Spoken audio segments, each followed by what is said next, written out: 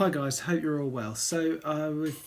I've been thinking about doing a video about disability, but I think that's too broad a spectrum and I don't want to risk offending people. So what I've decided to do is just talk about my experiences as an amputee, and I've also spoken to other friends who are amputees and asked them for their experiences. So what you will see here and hear here is just my opinions. They're not all relevant to every single amputee. Everyone is different. So I've got a little list here of sort of do's and don'ts and things you should say, things you shouldn't say. But again, like I said, it's just my opinion. It's not going to be applicable for every amputee that you meet. So let's kick it off. Number one, just say nothing and stare. I understand, we're all human, curiosity. We want to look and we want to find out about things that are a bit different to what we see every day. But some people can be a bit offended if you just stare and don't say anything. So I would always encourage people to, yeah, you can stare, that's fine, but come and say hello. I saw a really good Instagram post the other day of a prosthetic leg which had written on the side, if you can read this, come and say hello. And I thought that was really good, that sort of breaking down the barriers and the stigma attached with disability. So yeah, stare by all means, but come and say hello. We're still human. We still have a voice.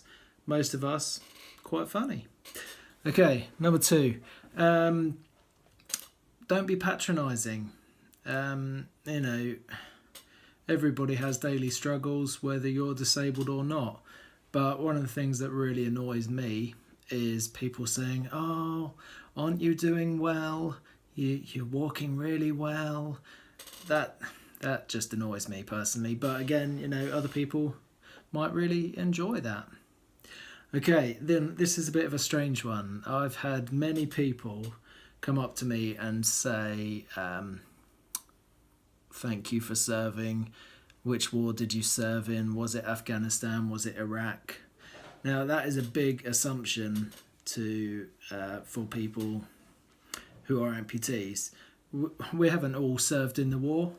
I haven't. I've got friends who have. That's a different story. But we're still amputees for different reasons. So don't always assume that we served in a war or it was a car crash. If you want to know, ask the question. Find out.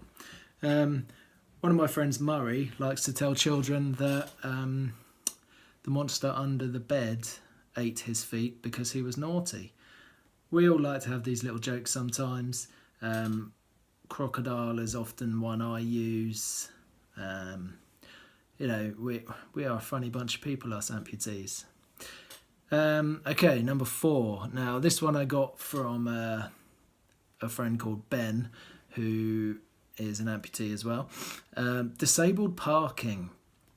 This is one I find as well.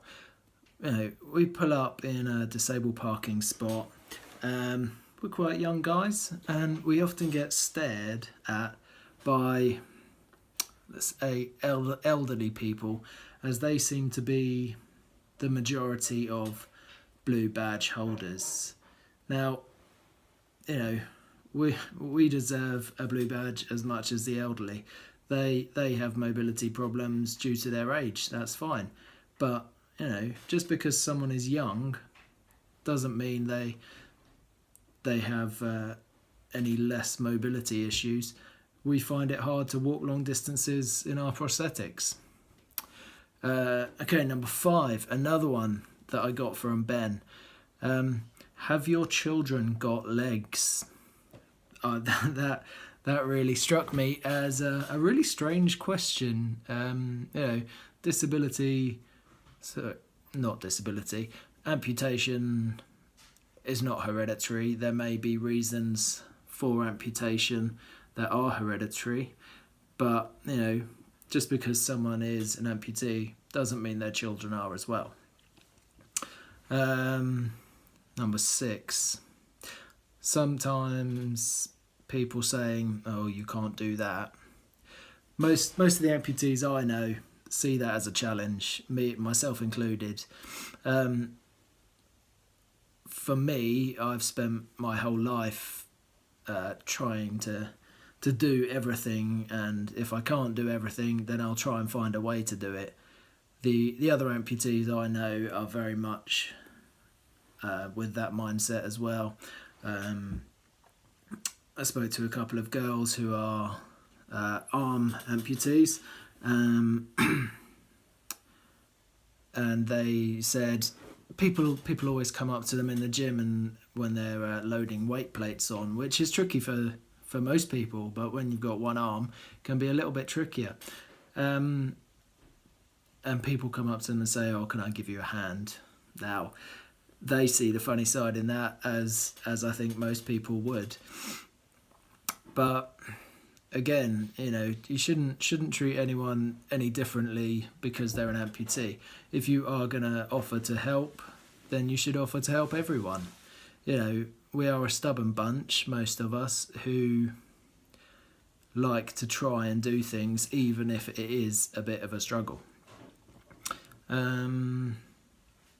Okay, this one I got from my other half, who works with disabled children, and again it affects all types of disabilities, but often I find people talk to the adult or talk to the parent who is there with the child and say, "Oh, what happened to him? What's his name? Why hasn't he got an arm?" Most of these children can talk, and there's no problem with talking to a child. You shouldn't treat that child any differently because they have a disability. You should still be able to talk to them as you would any other child.